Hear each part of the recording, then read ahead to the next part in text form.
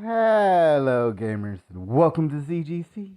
My name is Aurelius, and today we're playing Evolution 2 Battle for Utopia. Well, not so much playing as in going over some update details because it's been almost 2 months since the last update, and the devs finally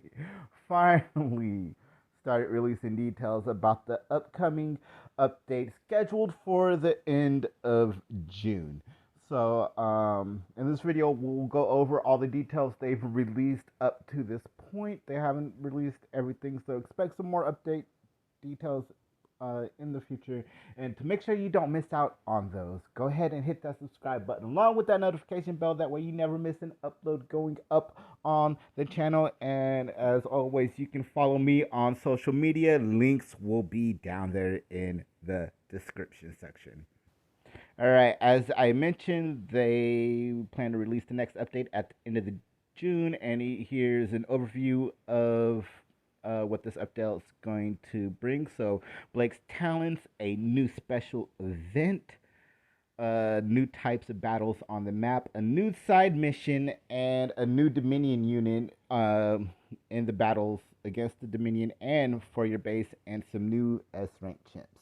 So they're going to go ahead and kick it off with the new special event. And as you can see, there's just a bunch of boombirds over there with some red faces. So this event involves the red faces. In the new event, you will have to fight red faces in the Mechanarium sector. You will get event points for each level you complete, similar to like what we have now with the Digital Crisis and the Great Siege and all that. But among the rewards for this, you can find parts for Roxy and parts for a brand new weapon, which is going to be the Dragon Sniper Rifle, which whoa, I just love fire when it comes to games. Like fire is my thing. So the Dragon Sniper Rifle. Oh my gosh, I'm super excited for that. And it's great that there's another way other than just like battle pass stuff and season pass stuff to actually farm Roxy blueprints, because she's been one of the most evasive blueprints to get, and that's been since day one. She's been in the game since day one, okay, but she has not been easy to get. So this will be a great way to get it. And my opinion, her special ability could be better, but she definitely helps out a lot, especially against armored units. Whenever I fight Dominion forces, I usually bring her along just because her damage output against them is pretty significant. She helps out a lot against them. So look forward to that. Ooh, excuse me. Yeah, look forward to getting Roxy and everything. And after each one of these sections, I'll go over my thoughts on the stuff, and show some clips that some projects I'm working on. So if it seems like I'm taking forever to kill these enemies, there's a reason why. But yeah, and with this new event, we will have an event every single week, or at least we should have an event every single week. So there's just more to do in the game, which is good because that hour reset time just takes way too long. And as I mentioned before, the Dragon Sniper Rifle, and man, that thing looks, I love it. We'll be able to get parts for this in the new Red Face event, and we'll start at rank C, which is great for newer players, not so much for us day oneers or people who've been playing the game for a while, but it is what it is. And its ability is called Thermal Turbulence. When you hit a vulnerable spot with a weapon, you don't need to kill, just hit a vulnerable spot, so like a headshot or something, it creates a fire whirl, or I guess it'll look like a fire tornado. I don't know. We'll just have to wait and see. They didn't show like a little video with it, but it'll start moving towards the closest enemy and inflicts damage to all the units on the way. Now, closest enemy moves slowly. I mean, we'll just have to wait and see how slowly it moves and how much damage it actually does to see would it be worth it. Like, but in my opinion, I think it'd be great in PvP situations because there's just fewer targets, and that thing is just going to move across the map slowly towards another target. I mean, it didn't say anything about it dissipating after a certain amount of time, which I think it will.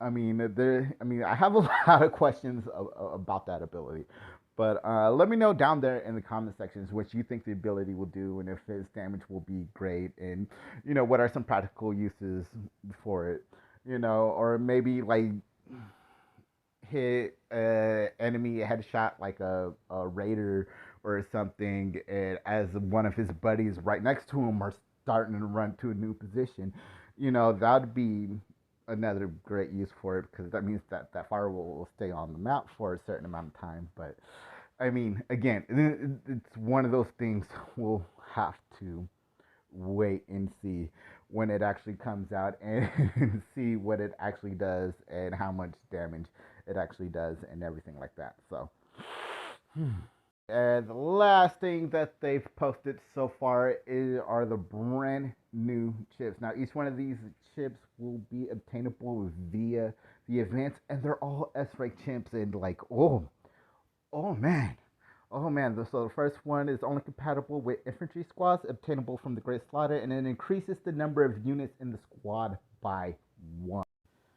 All right. So the second chip is also for the base squad. It will add a raider to the squad. And it's only compatible with red faces, which there aren't too many red face chips, but it is what it is. Then a chip for your armor. So when Blake rolls, he will summon a minion that explodes on impact, and this is based off your grenade damage. So if you got all your grenade research done, and lastly, a chip for heroes who protects the hero from negative radiation and allows patrolling in the Dominion sectors. So yeah, those base troop based chips, like having 2 extra squad members per chip. I mean, put 2 infantry squads in an area, and they have 3 assassins coming at you. That's just gonna be brutal, especially with the spawn time of the assassins. I know in tournaments I have straight up lost my time bonus because an assassin took forever to spawn. That's gonna be brutal. And with the raider, nice, because the raiders come out, throw the grenade. I wonder if they'll have the chance to throw the magnetic grenade as well, because I don't think raider grenades do very much damage. But I mean, again, we'll just have to wait and see. And then that roll chip, like, oh my gosh, that's like a grenade on demand. Because like I said, it scales. That chip is going to scale with your grenade damage. So if you got all your grenade research done, that's going to hit pretty hard. And then that last chip, it doesn't seem like much, but I mean, think about it. Are you really using heroes like Simon and Anna? I know a few people in the Discord love using them, but I mean, realistically, ask yourself: are you using those units? No. If the answer is no, then you can use that last chip that we talked about, the one that allows them to control the minion sectors. Put it on them, and they can go farm E5000 blueprints for you, or the chosen sniper rifle blueprints for you. Because as of right now, the only unit that can farm those Dominion sectors is Hank, and with that chip, it allows other units or other heroes to farm over there in the Dominion sector, which is significant because there's some pretty good stuff to be farming over there, as long as you're not being invaded by Dominion. But that's all the details we have for now.